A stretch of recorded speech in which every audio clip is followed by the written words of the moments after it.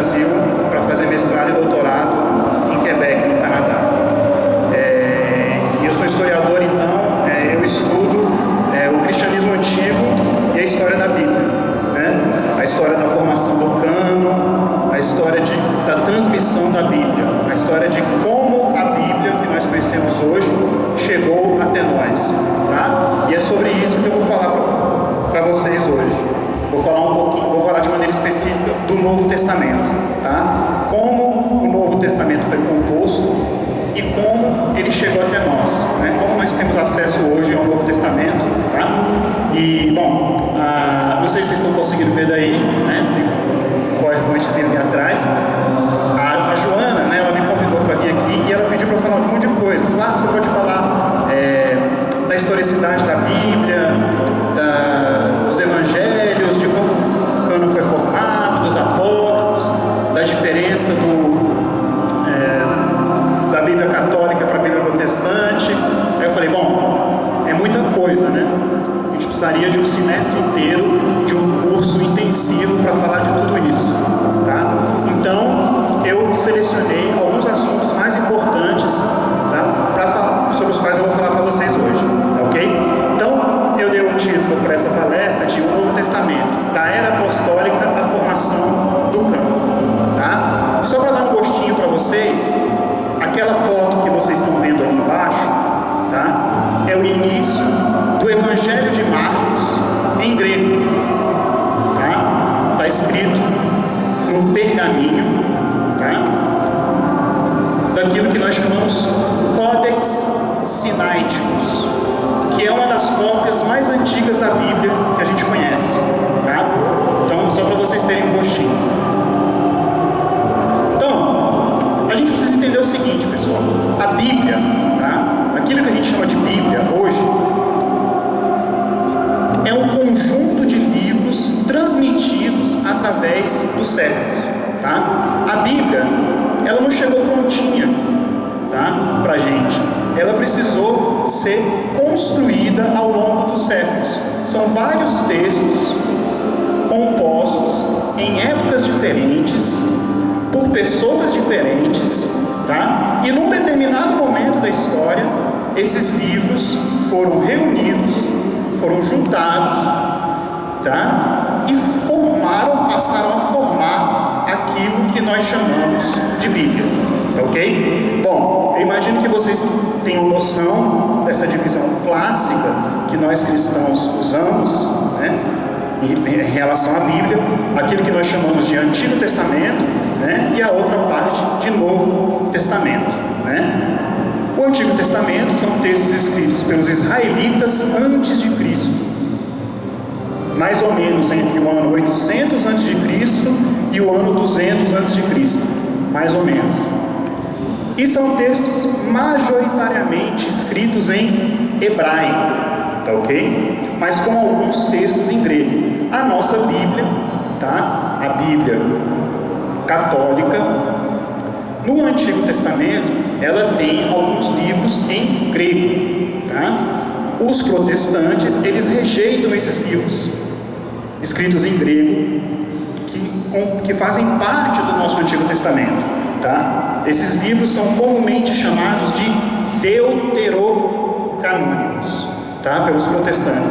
Então, esses livros deuterocanônicos, né? Esses livros que fazem parte do Antigo Testamento católico, não são considerados livros bíblicos pelos protestantes, né? Essa é basicamente a grande diferença entre a Bíblia católica e a Bíblia protestante, tá? Esses textos, enfim, eu não vou citar todos aqui, alguns são bem conhecidos, né? Eclesiástico, 1º e 2º Macabeus, Tobias, tá? Então esse é o Antigo Testamento, é a parte da Bíblia feita pelos judeus, composta pelos judeus, tá? Antes de Cristo. E nós temos o Novo Testamento, os textos escritos pelos primeiros seguidores de Jesus durante aquilo que a gente chama de Era Apostólica. O que é a Era Apostólica, então, pessoal? A Era Apostólica é a Era dos Apóstolos, a Era de atuação evangelizadora dos apóstolos, tá ok? E essa Era Apostólica termina mais ou menos no fim do século I. E todos os textos do Novo Testamento foram compostos em grego, o grego antigo. Por quê? Jesus falava grego? Não. Os apóstolos falavam grego? Não. A língua primeira de Jesus e dos apóstolos era o aramaico. Era a língua falada na Palestina no século I. Mas o cristianismo, pessoal, desde o início, foi uma religião universal.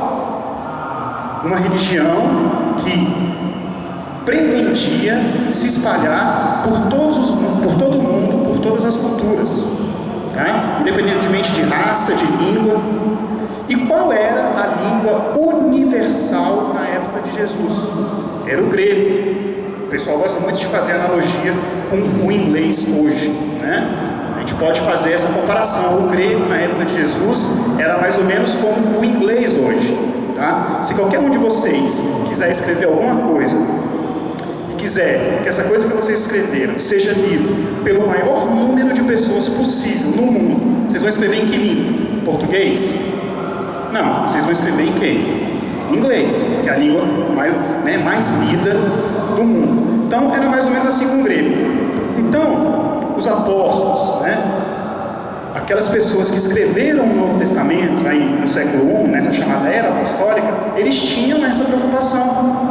Eles queriam que o cristianismo fosse uma religião universal, desde o início, que atingisse todos os povos, todas as línguas, todas as raças. Então, eles não podiam escrever as coisas em aramaico, que era a língua deles, porque se eles escrevessem em aramaico, só quem estava ali na Palestina, só quem estava na região de Israel ia conseguir entendê-los. Então eles tiveram desde o início essa preocupação em escrever em grego, para que o maior número possível de pessoas pudessem entender.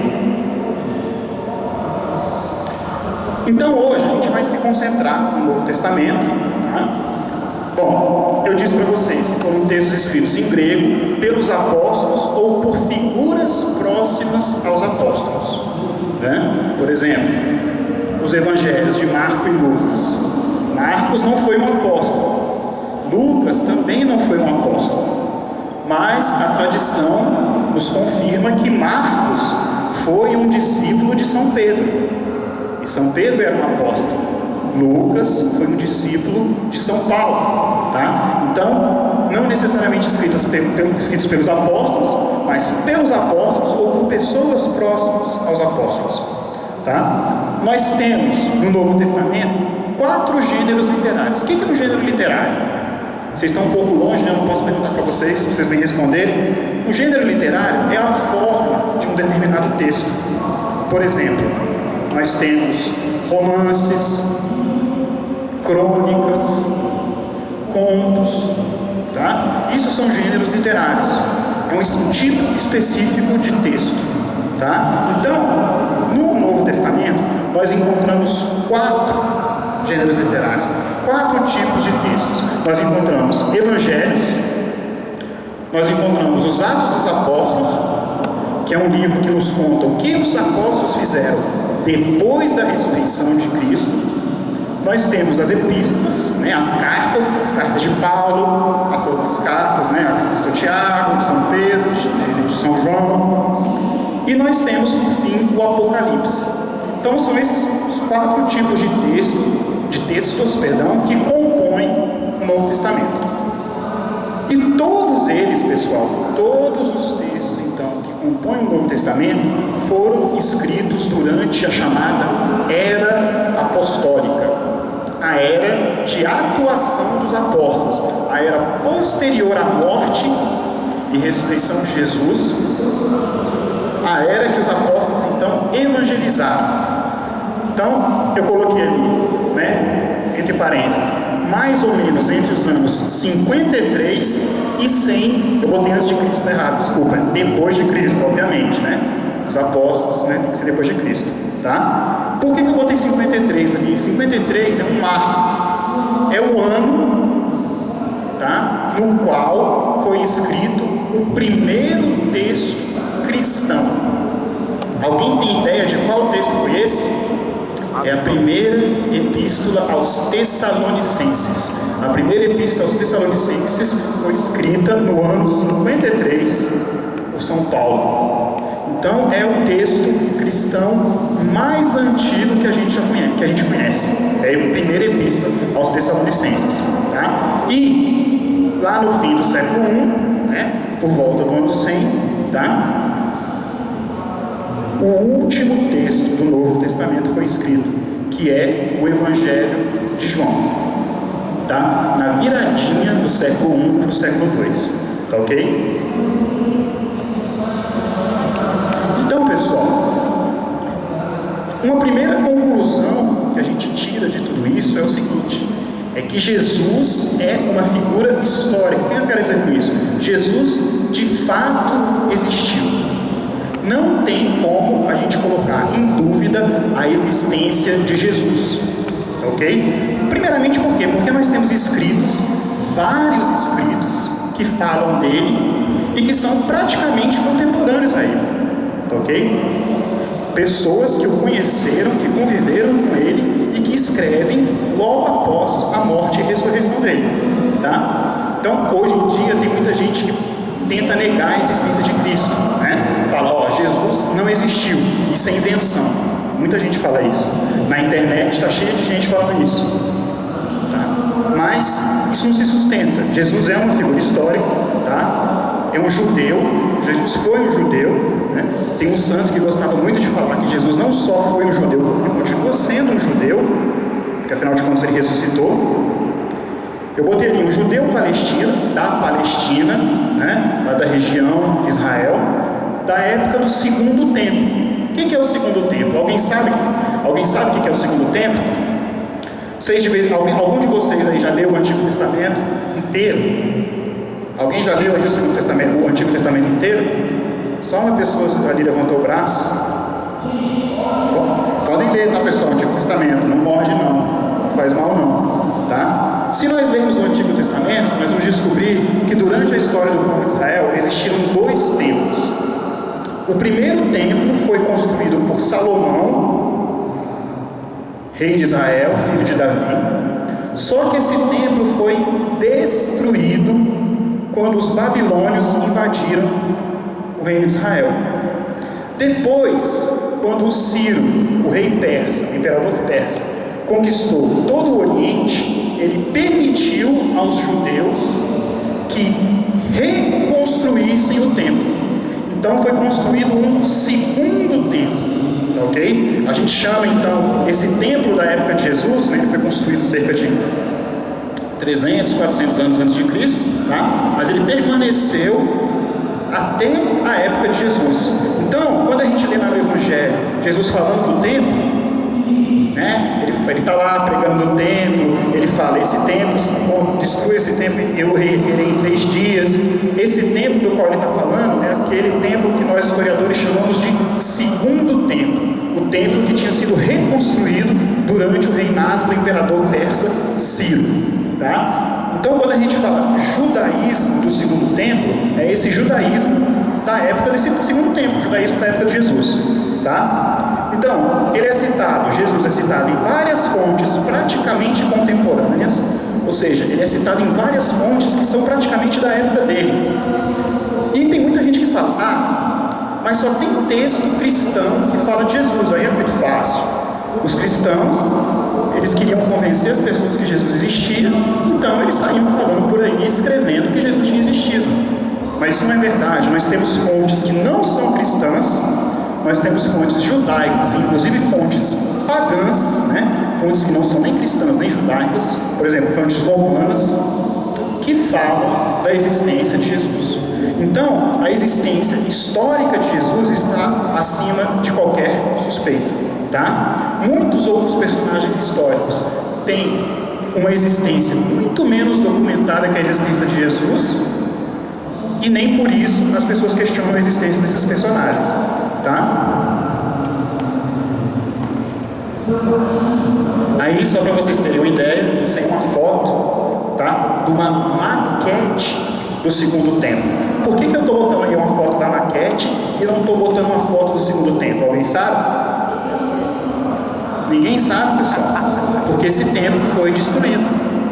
Esse templo, o primeiro templo foi destruído e o segundo templo também foi foi destruído. O segundo templo foi destruído no ano 70 depois de Cristo, quando os judeus da Palestina iniciaram uma revolta contra o Império Romano. Tá ok? E aí, durante a repressão dessa revolta, o templo foi destruído e nunca voltou a ser reconstruído novamente. A única coisa que sobrou desse templo, desse segundo templo, foi um muro, uma parede, que é chamado hoje de Muro das Lamentações. Existe lá até hoje. Quando você vai em Jerusalém, tem lá o famoso Muro das Lamentações, né? Vários papas já foram lá rezar em frente ao Muro das Lamentações. E no lugar onde antes era o templo, esse segundo templo, os muçulmanos construíram uma mesquita, que é um dos 2 lugares mais sagrados para os muçulmanos, que é onde eles acreditam que o profeta Maomé subiu aos céus. Tá? Então, ninguém nunca vai voltar a construir um templo nesse lugar, porque para construir um templo nesse lugar eles teriam que destruir a mesquita, e ninguém vai ser doido de fazer isso.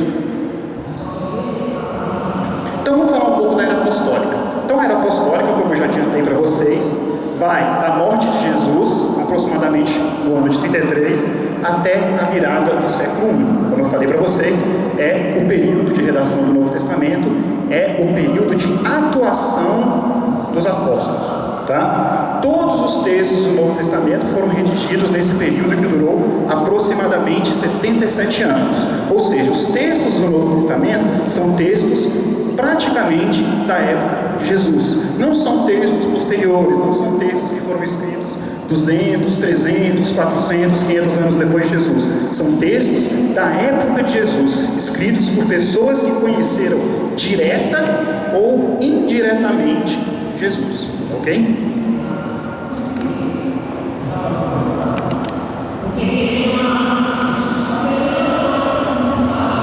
Vamos fazer então aqui uma breve cronologia da redação do Novo Testamento.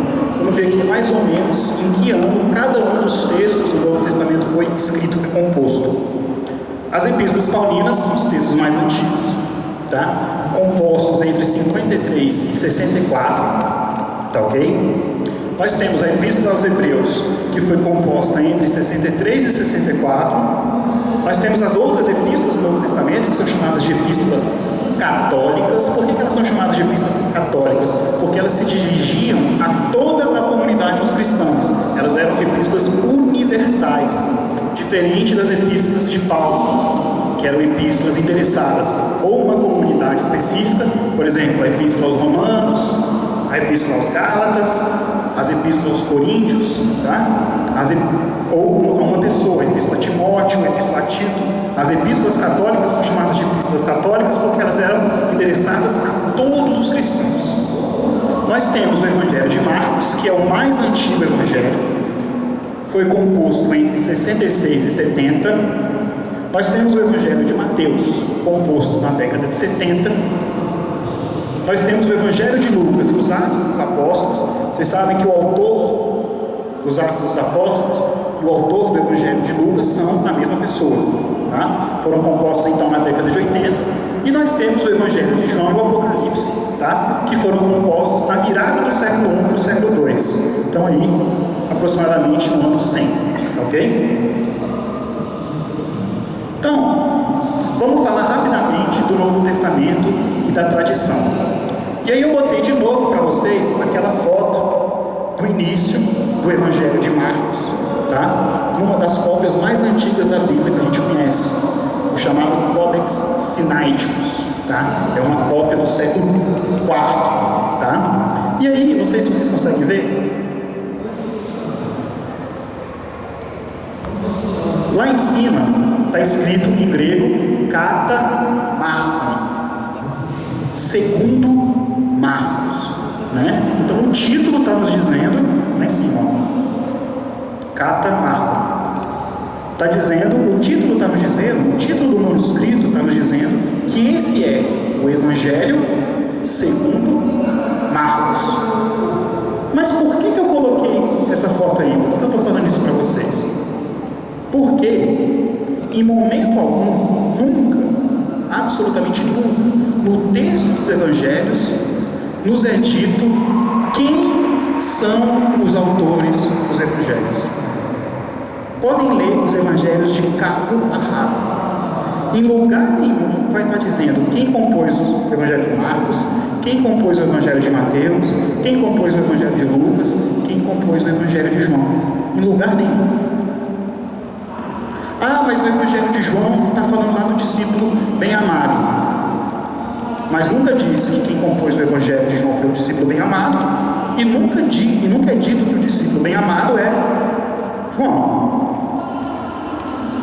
Esse título que vocês estão vendo, ele está no manuscrito, nos manuscritos antigos, nos manuscritos medievais, nos textos modernos, nas impressões que a gente tem da Bíblia hoje, né, nas edições que a gente tem da Bíblia hoje, mas ele não aparece no texto propriamente dito. Como então, pessoal, que a gente sabe quem são os autores dos evangelhos? É aquilo que a gente chama de tradição. Ao longo dos séculos, foi sendo transmitido pela igreja, tá? Quem eram os autores dos evangelhos. E se hoje a gente sabe quem são os autores dos evangelhos, a gente deve isso à igreja. Se a gente for levar ao pé da letra aquela ideia protestante, as duas ideias protestantes, né? Do sola scriptura, né? E da nula escritura, essas ideias segundo a gente só pode levar em conta, a gente só pode considerar inspirado aquilo que está escrito na Bíblia. Se a gente for levar isso ao pé da letra, como algumas denominações protestantes sugerem, a gente não vai saber nem quem são os autores dos evangelhos, tá? A gente só sabe quem são os autores dos evangelhos por causa da tradição, porque outros cristãos, outros autores, depois que os evangelhos já tinham sido escritos, tá? A partir do século II, começaram a nos dizer: esse evangelho foi escrito por Marcos, esse foi escrito por Mateus, esse outro foi escrito por Lucas e esse outro foi escrito por João. Só por isso que a gente sabe quem são os autores dos evangelhos. Outra coisa, o próprio fato de nós termos hoje, de nós conhecermos hoje o texto do Novo Testamento, é algo que se deve à igreja. Foi a igreja que durante os séculos conservou o texto do Novo Testamento, tá? Jesus não chegou, escreveu o texto do Novo Testamento, entrou numa máquina do tempo, apareceu no século XVI e deu a Bíblia pronta para Lutero. Não foi isso que aconteceu. O texto do Novo Testamento foi transmitido através dos séculos pela igreja. Foi conservado através dos séculos pela igreja, ok? Oi? Tá? Então vamos falar um pouco do processo de formação do cânon do Novo Testamento, tá? Bom, os textos que integram o Novo Testamento foram compostos ao longo de um período de cerca de 70 anos, em diversos lugares do Império Romano, nós já falamos disso. Isso é importante, pessoal. Os cristãos das primeiras décadas do cristianismo não chegaram a conhecer os textos do Novo Testamento. Por quê? Porque eles foram sendo compostos através das décadas, tá? E naquela época não existia impressão nem internet. Tudo que era escrito devia ser escrito à mão e tudo que era copiado devia ser copiado à mão, tá? Então, é só a partir de meados do século II que todos os textos do Novo Testamento começam a circular entre todos os cristãos, tá? Porque não é que nem hoje, que eu escrevo alguma coisa lá no Facebook, tá? E 5 minutos depois, o cara que está lá na China pode ver o que eu escrevi. Era tudo escrito e copiado à mão. Então demorava para que as coisas fossem difundidas, fossem transmitidas, tá? Então, ao longo da história da igreja, nos primeiros séculos, né, entre os séculos 1, 2, 3 e 4, a própria igreja foi estabelecendo critérios de canonicidade. O que são critérios de canonicidade?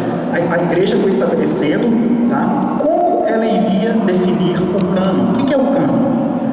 O conjunto de textos que integram a Bíblia, que formam. Então, num determinado momento, a igreja começou a falar: bom, esse texto faz parte dos textos sagrados, faz parte da Bíblia, esse texto não faz. quais foram esses critérios, né, estabelecidos pela igreja ao longo desses 4 séculos? Critérios literários, né? Então a gente volta àquela questão dos gêneros literários que a gente já falou, evangelhos, epístolas, Hebreus e Apocalipse. Critérios sociais, escrevi ali, catolicidade. O que quer dizer catolicidade? Os textos que eram aceitos e que eram lidos por todos os cristãos, ou por quase todos os cristãos, tá? O adjetivo católico quer dizer universal. Então, aceitação e uso generalizado dos textos. E, por fim, os critérios teológicos, que são, no fim das contas, pessoal, os critérios mais importantes para você dizer se um texto deve ou não deve fazer parte da Bíblia. Tá? Apostolicidade, ou seja, textos que foram escritos pelos apóstolos ou por pessoas próximas aos apóstolos. Conformidade com a fé da igreja, ou seja, textos com a doutrina correta.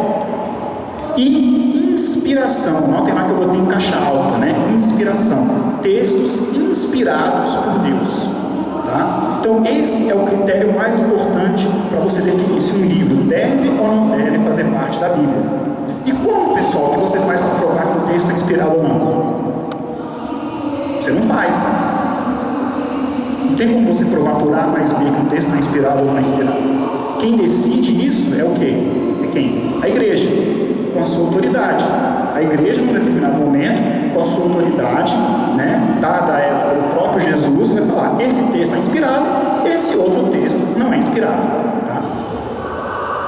Então, nós temos esse relato importante de um santo do século II, tá? Justino Mártir, por volta de 150, que diz: foi isso que os apóstolos, nas memórias por eles escritas, que se chamam evangelhos, nos transmitiram, que assim foi mandado a eles quando Jesus, tomando o pão e dando graças, disse. Então, ele continuou com o relato da última ceia, da consagração. E ele diz ainda que esses textos, essas memórias dos apóstolos, os evangelhos, eram lidos nas assembleias, nas missas. Pode passar. Um outro autor do século II, Irineu de Lyon, bispo de Lyon, Santo Irineu, fala do Evangelho quadriforme. Ele fala no texto dele que só existiam 4 evangelhos verdadeiros: o Evangelho de Mateus, o Evangelho de Marcos, o Evangelho de Lucas e o Evangelho de João. Então, o que a gente pode, né, concluir, né, lendo esses 2 relatos? A gente pode começar a supor que os primeiros apócrifos, o que são apócrifos então? São textos que tentavam imitar os textos do Novo Testamento, mas que não eram textos do Novo Testamento, não eram textos inspirados. A gente pode presumir que esses primeiros apócrifos começaram a surgir no século II, entre Justino, 150, e Irineu, 180. O fato de Irineu ter tido o trabalho de dizer de forma clara quais eram os evangelhos verdadeiros demonstra que outros evangelhos, os chamados evangelhos apócrifos, começaram a se proliferar a partir da segunda metade do século II. O Irineu se preocupa em especial com os chamados evangelhos gnósticos, mas isso é um assunto para uma outra ocasião, né? Paralelamente, alguns cristãos, como Marcião, por exemplo, queriam limitar os livros inspirados a uma versão reduzida do Evangelho de Lucas e a 10 epístolas paulinas. Então, de um lado havia quem queria aumentar o número de textos da Bíblia, e de outro lado havia quem queria diminuir o número de textos da Bíblia. E no meio disso estava quem? A tradição da Igreja Romana, que ia definir de fato quais eram os textos da Bíblia.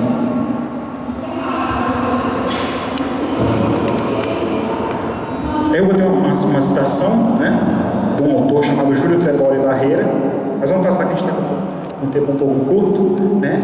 Então, e os apócrifos, pessoal? O pessoal sempre pergunta: e os apócrifos? Então, por que os apócrifos não entraram nesse campo? Por que os apócrifos não fazem parte da Bíblia? Né? Por quê? São textos tardios, né? A gente viu aí os relatos de Irineu e de Justino, da segunda metade do século II em diante. Ou seja, não são textos da época de Jesus, tá ok? São textos escritos muito depois de Jesus.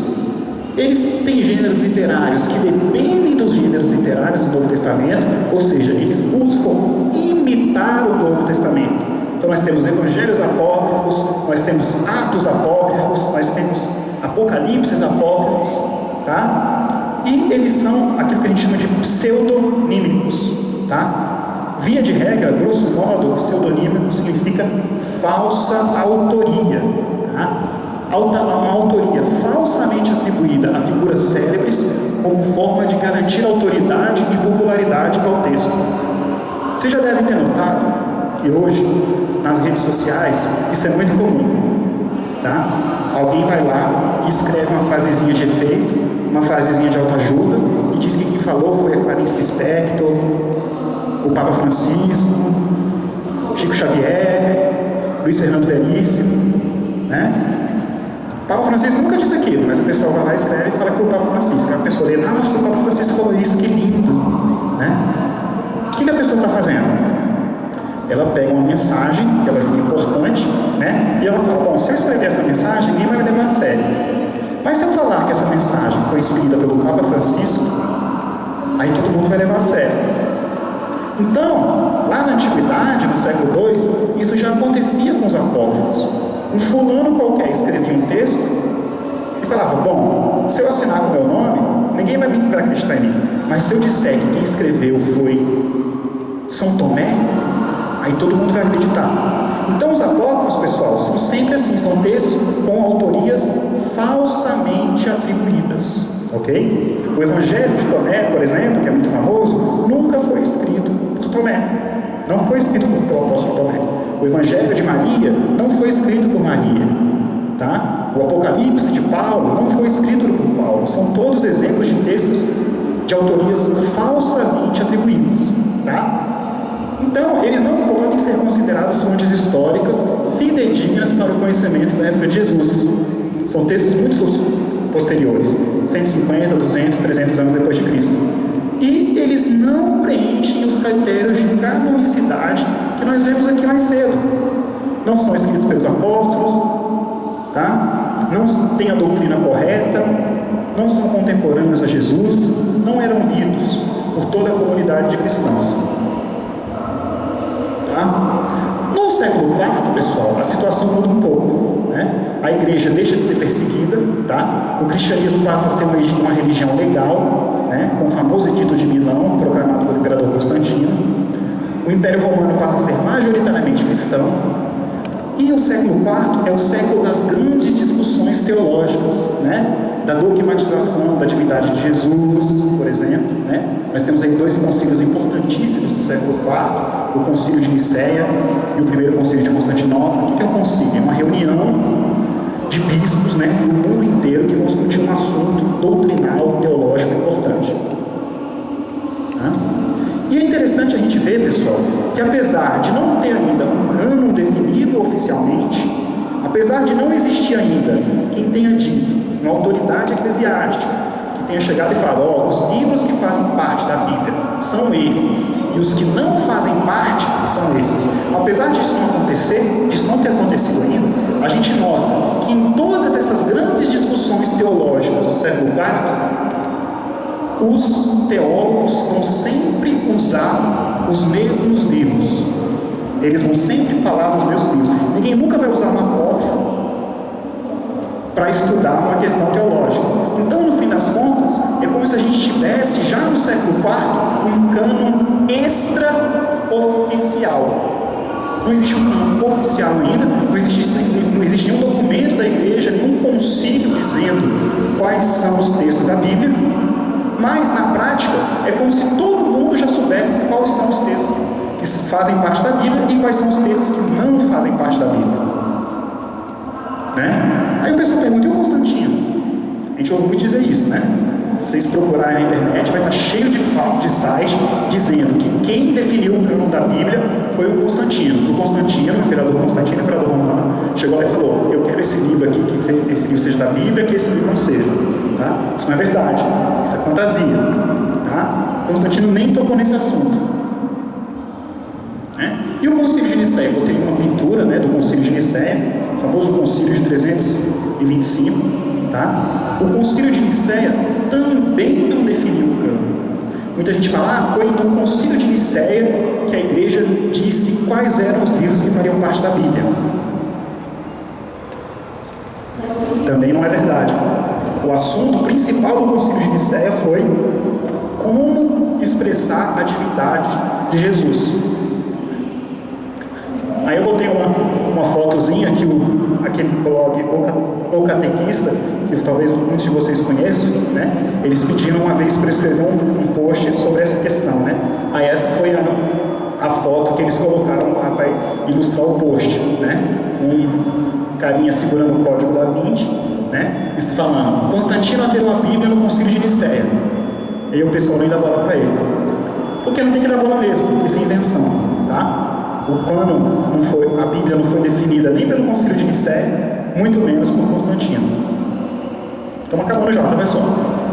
Tá? Aí nós temos a foto de Atanásio de Alexandria, Santo Atanásio de Alexandria, um dos meus santos prediletos. Duas coisas que vocês não podem fazer na minha presença: falar mal de Santo Atanásio e falar mal do Galo. Essas duas coisas vocês não podem fazer na minha presença, tá? Então, Santo Atanásio de Alexandria foi bispo da cidade de Alexandria no século IV. Ele escreveu uma carta em 367, tá? É considerado, então, de certa forma, o primeiro documento eclesiástico que define claramente o cânon, que fala, então, claramente, lá ele diz quais são os textos que de fato fazem parte da Bíblia e os outros, então, não fazem parte da Bíblia. Tá? Ele faz isso em 367. Como eu falei para vocês, antes disso já existia um cânon extraoficial. Na prática, todo mundo já sabia quais eram os livros que faziam parte da Bíblia e quais os livros não faziam parte da Bíblia.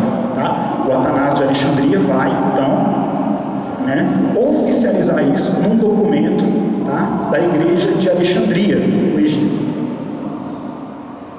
Outro documento importante nesse sentido é o chamado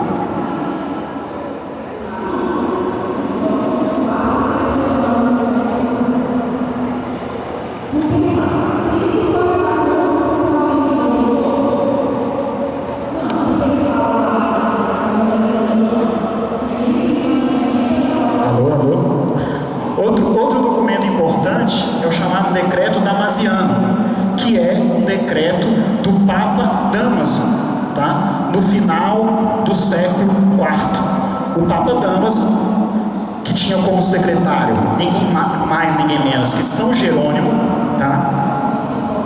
Delega a São Jerônimo a tarefa de traduzir, fazer uma nova tradução latina da Bíblia. Tá ok? Então, é um trabalho que demora muitos anos. São Jerônimo, então, vai aos poucos traduzindo o Antigo Testamento do hebraico para o latim e o Novo Testamento do grego para o latim.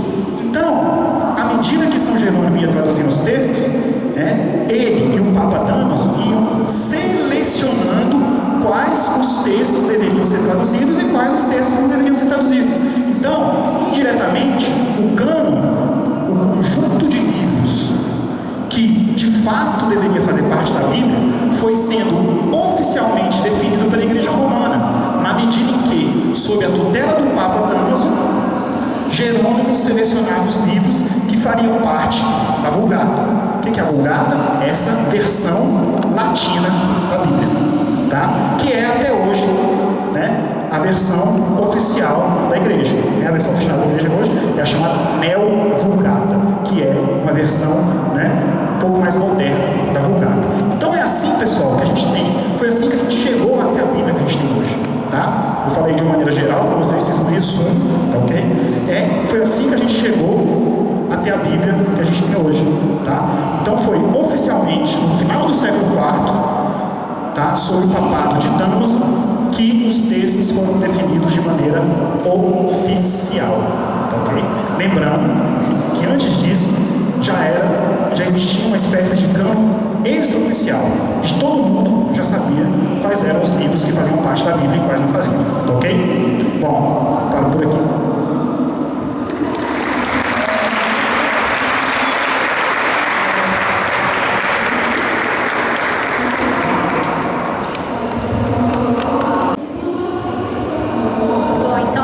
agora vamos para as nossas perguntas. Podem entregar aqui no palco as perguntas.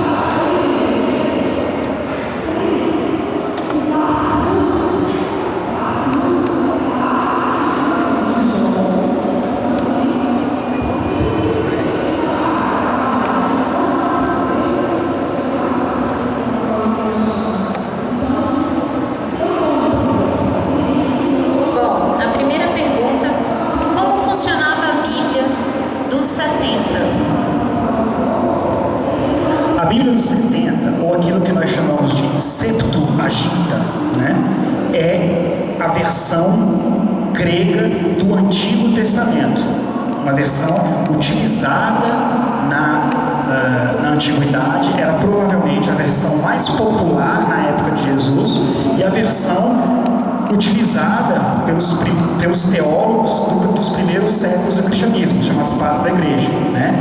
Até no caso do Ocidente, até no caso da igreja latina, a invenção, né, a tradução, o surgimento da Vulgata, que é essa tradução de São Jerônimo. Como essa versão dos 70, essa Septuaginta surgiu? Bom, a língua dos hebreus era originalmente o hebraico. Mas, quando a Palestina foi invadida pelos babilônicos, né, e toda a elite israelita foi exilada na Babilônia, né, aquilo que nós chamamos de exílio, que é algo tão importante, tão significativo na história de Israel, o hebraico foi sendo gradualmente abandonado.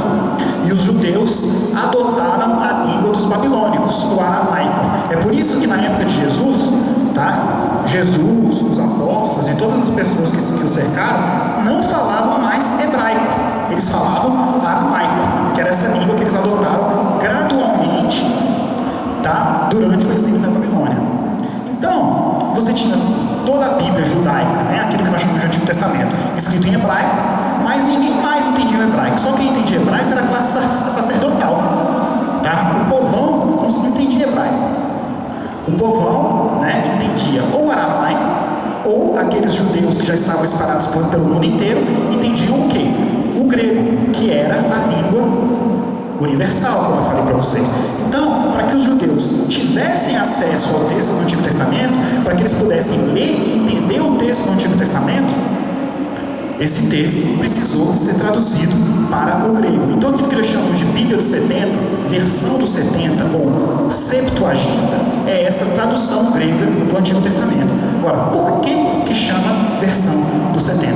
Porque os judeus, eles eram muito tradicionalistas. Então, eles não aceitavam que o texto pudesse ser traduzido do hebraico para qualquer outra língua. Para eles, isso era uma ofensa a Deus.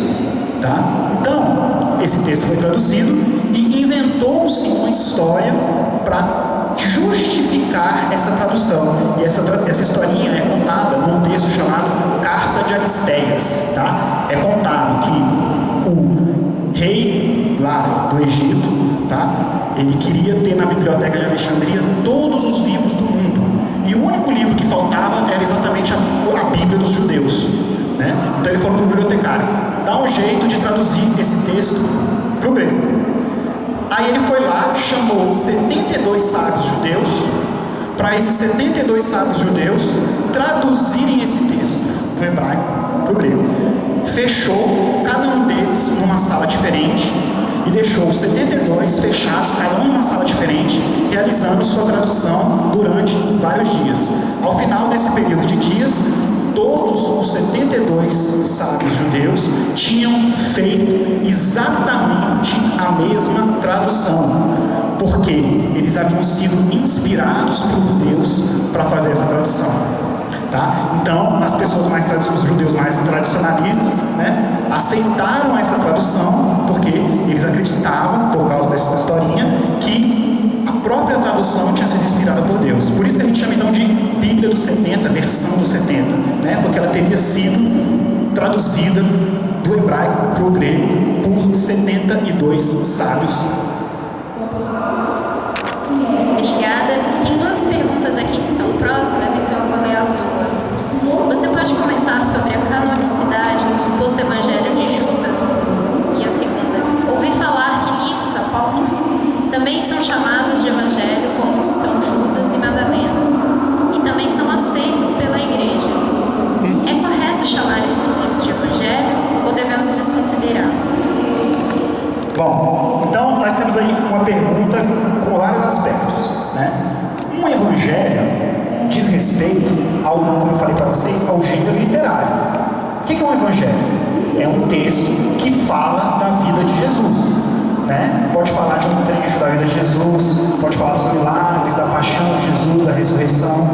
Então, a rigor, o evangelho de Judas é um evangelho, porque ele fala lá de uma parte da vida de Jesus, tá? Então, ele pertence ao gênero literário evangélico. Isso não quer dizer que o que ele conta seja verdadeiro, tá? Aí é outra história, ok? Então, o evangelho de Judas, o evangelho de Maria, tá? São todos apócrifos. E como eu falei para vocês agora há pouco, tá? Os apócrifos são todos textos com autoria falsa, tá? O cara ia lá, escrevia um texto. Ele falava, bom, se eu disser que fui eu, o Zé Mané, que escreveu esse texto, ninguém vai levar a sério. Ninguém vai considerar o que eu estou falando. Então, eu vou falar que foi Judas que escreveu o texto. Tá? No caso do Evangelho de Judas, não é São Judas, o autor falso, não é São Judas Tadeu, é Judas Iscariotes, o traidor. Tá? O cara ou a cara que escreveu o texto, seja ele ou ela quem for, queria que as pessoas acreditassem que o autor do texto tinha sido Judas Iscariotes. Tá? Então, nem todos os apócrifos são hereges.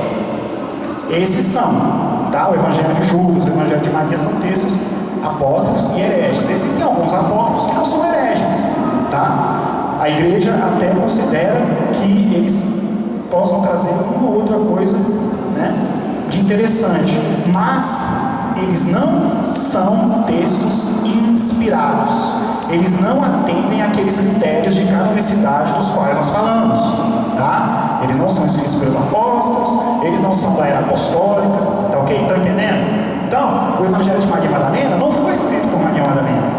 O Evangelho de Judas não foi escrito por Judas, tá? São todos textos da segunda metade do século II, né?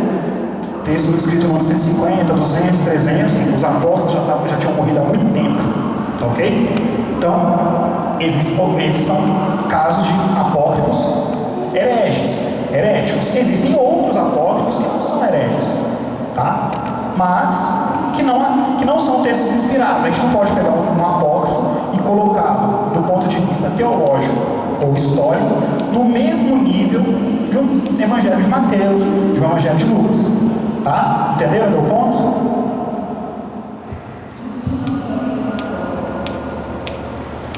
Quando Jesus fala que iria destruir o templo e reconstruí-lo em 3 dias, ele não se refere ao templo de Salomão, mas do seu próprio corpo. Estou certo? Ele não se refere ao templo de Salomão, porque o templo de Salomão não existia mais. O templo de Salomão tinha sido destruído pelos babilônicos, tá? 500 anos antes de Jesus nascer. Ele poderia estar se referindo ao templo da época dele, que é o segundo templo. O segundo templo, o templo da época de Jesus, aquele templo que eu mostrei para vocês na foto, tá? Não era o templo de Salomão, era o templo construído sob o reinado do imperador persa, Ciro. Mas sim, do ponto de vista teológico, Jesus estava falando dele mesmo, né? Que ele ia morrer e ia ressuscitar em 3 dias, né?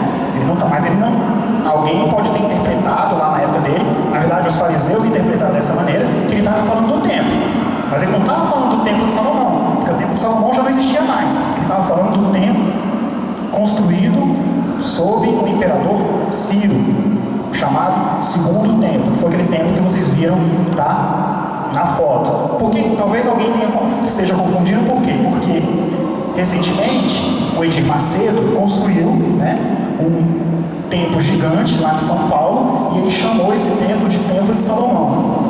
Mas, na verdade, esse templo, arquitetonicamente, parece muito mais com o segundo templo do que com o Templo de Salomão propriamente dito. Tá? Mas, então, que fique claro, na época de Jesus, o Templo de Salomão não existia mais. Ele foi destruído cerca de 500 anos antes de Jesus. Ok? Quem escreveu a carta aos Hebreus e qual é a diferença entre Vulgata e Neovulgata? Eu não faço a mínima ideia de quem escreveu a Epístola aos Hebreus e ninguém sabe. Ninguém faz a mínima ideia, tá? A Epístola aos Hebreus não foi escrita por Paulo, tá? E isso que eu estou falando para vocês não é nenhuma novidade, nenhuma heresia, tá? Se vocês, a próxima vez que vocês forem à missa e tiver a leitura da carta aos Hebreus, vocês vão notar que quem está fazendo a leitura vai falar assim: leitura da carta aos Hebreus. Não vai citar o nome de Paulo. Se ele for ler, por exemplo, a carta aos Gálatas, ele vai falar leitura da carta de São Paulo aos Gálatas. Quando fala dos Hebreus, não cita o nome de Paulo. A gente não sabe quem escreveu a Epístola aos Hebreus. Eu não faço a mínima ideia de quem tem escrito e ninguém faz. Tá? A diferença entre Vulgata e Neovulgata, até onde eu sei, é que a Neovulgata é uma edição revisada da Vulgata. É uma edição mais recente da Vulgata. Tá? É uma edição revisada, com possíveis correções gramaticais, esse tipo de coisa, tá? Mas o texto é basicamente o mesmo. Se alguns livros foram escolhidos, o que se fez com os outros que não foram publicados? Bom, escolhido e publicado são duas coisas diferentes, né? Os outros livros que não integram a Bíblia, alguns deles foram conservados ao longo dos séculos. Nós conhecemos vários deles, né? Eles estão traduzidos para línguas modernas, né? Para inglês, francês, alemão. Alguns estão traduzidos para português, né? Mas a gente conhece, eles estão aí, eles existem, né? Eles foram conservados em manuscritos, eles estão em várias bibliotecas do mundo, na Biblioteca do Cairo, na Biblioteca Cóptica do Cairo, na Biblioteca do Vaticano, nas bibliotecas da Europa e dos Estados Unidos, né? Então eles variam, são muitos textos, eles estão conservados em vários lugares diferentes, tá? E muitos deles foram publicados, tá? Muitos deles estão aí, né? Tem edições modernas, né? Você pode comprar em livraria, essas coisas, eles existem, né? A questão é que um manuscrito, antigo manuscrito, é diferente de texto, são duas coisas diferentes. Manuscrito e texto não é a mesma coisa, tá? Eu posso pegar um pedaço de papel aqui e escrever um texto, tá? E pegar esse texto e digitar no computador. O mesmo texto vai estar no pedaço de papel e vai estar no meu computador, mas o manuscrito é só um pedaço de papel, tá? Então, manuscrito e texto não são exatamente a mesma coisa. Então, muitas vezes a gente tem manuscritos aí em bibliotecas europeias, né? Ou bibliotecas dos Estados Unidos, do Canadá, e só que esses textos eles estão em línguas antigas, grego, copta, que era a língua do Egito na antiguidade tardia, na época do Império Romano. Tá? Só que esses textos eles precisam ser editados. Algum especialista precisa pegar o manuscrito, tá? E editar o texto. E, infelizmente, nós não temos gente suficiente para trabalhar com esse tipo de coisa no mundo hoje. Aqui em Brasília, por exemplo, o pessoal prefere fazer um concurso público, né? Só um ou outro que é meio maluco resolve fazer isso que eu fiz, né? Ir lá para fora para estudar essas coisas.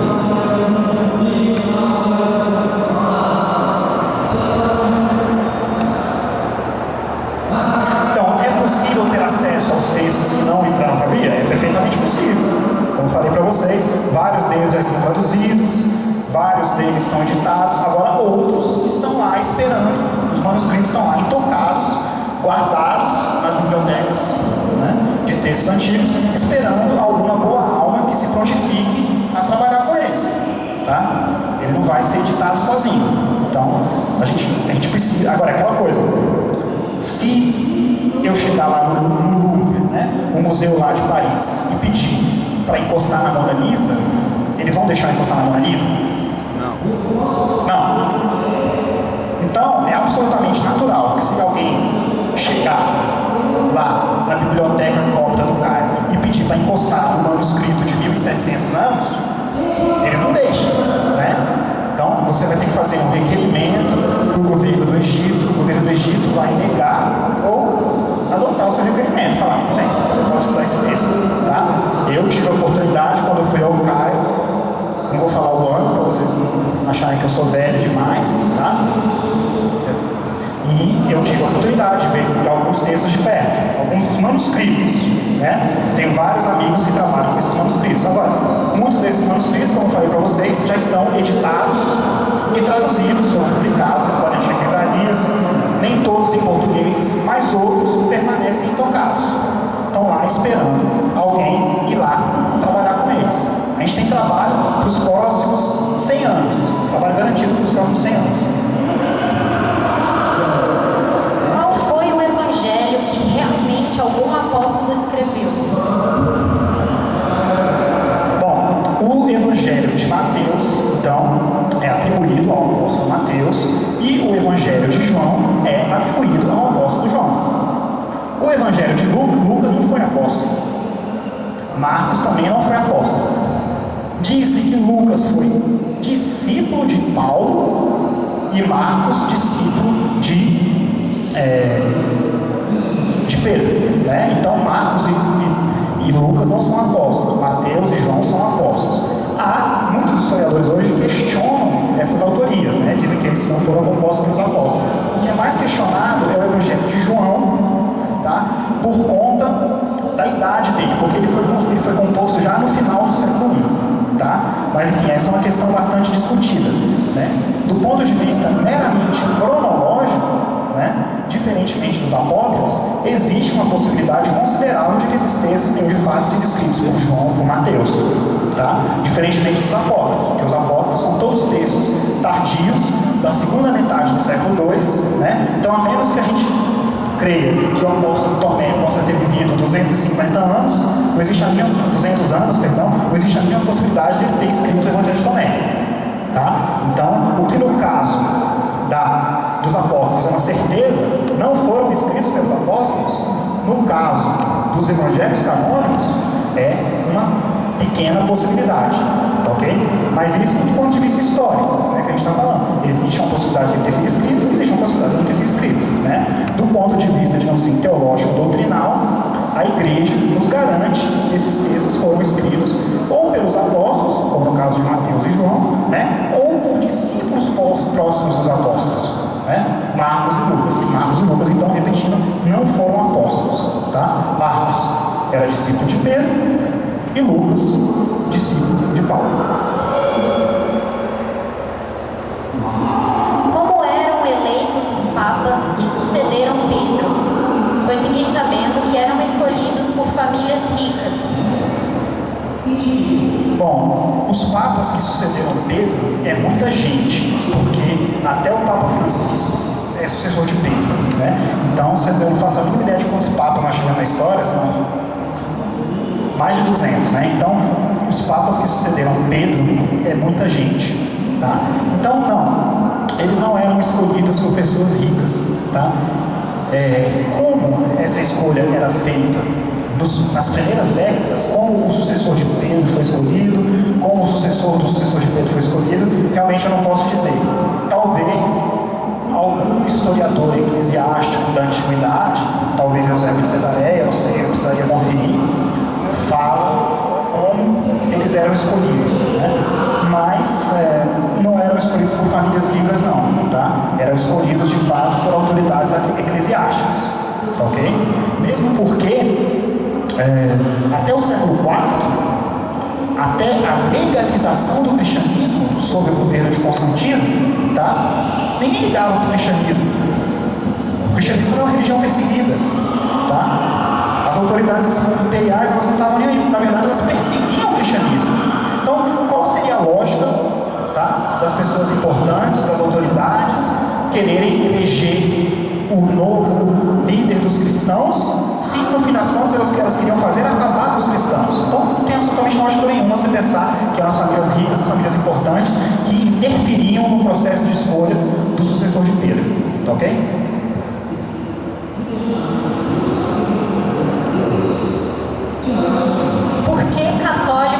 apostólico romano? Bom, por que católico apostólico romano? Como eu falei para vocês, tá? O adjetivo católico, tá?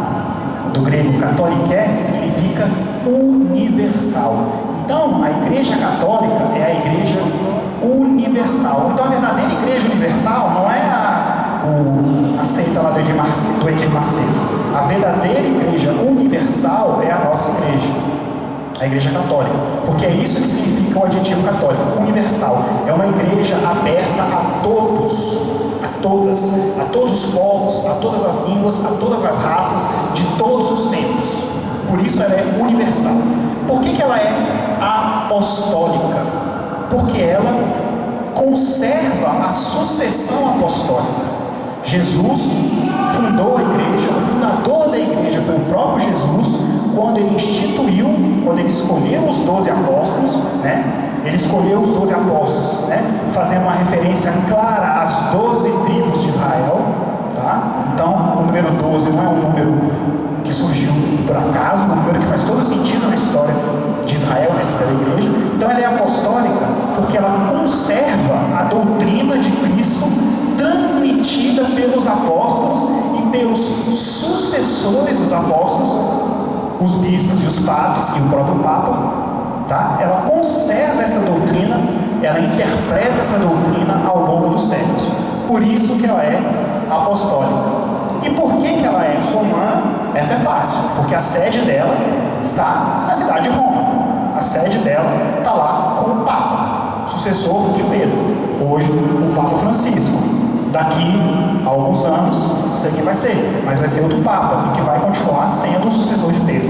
Então, católica, porque ela é universal, apostólica, porque ela conserva a sucessão dos apóstolos, e romana, porque a sede dela é em Roma. Sobre o Santo Sudário, é verdade? Que fatos comprovam?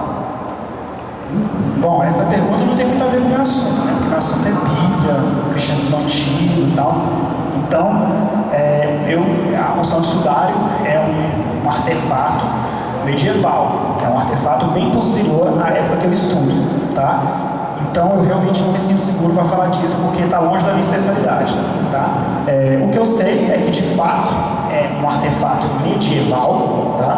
Então, se é uma falsificação, tá? Eu particularmente não acredito que seja uma falsificação, mas se fosse uma falsificação, seria uma falsificação extremamente bem feita e uma falsificação feita na Idade Média e não nos tempos modernos, tá ok? Então seria uma falsificação. Na Idade Média eles não tinham acesso, né, à tecnologia que nós temos hoje. Então é extremamente improvável que eles tenham conseguido fazer uma falsificação desse nível naquela época, tá? Mas eu paro por aqui porque realmente eu não diz respeito à minha área.